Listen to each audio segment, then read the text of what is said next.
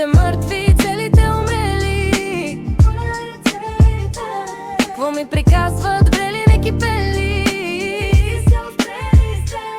Живота тука в мелачката си, всичките ни мели.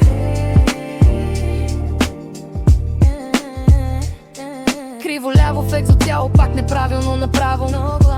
Сам си се справям и реално с никого не се сравнявам.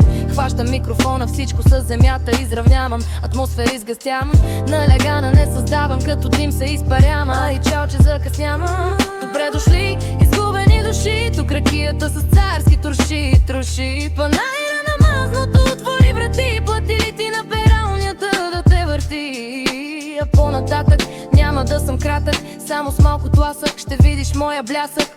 Избухнали на сцената, всичко срива се с гръм и трясък.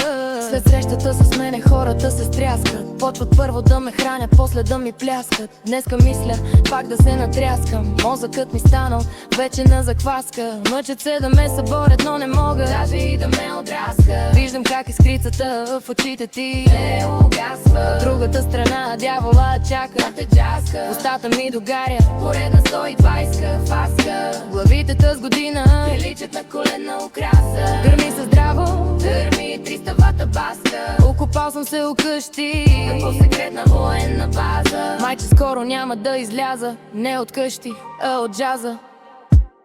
Живите мъртви, целите умрели. Какво ми приказват брели не кипели?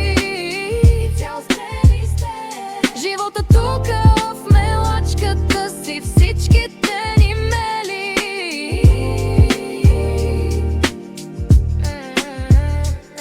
Живите мъртви, целите умрели. Какво ми приказват брели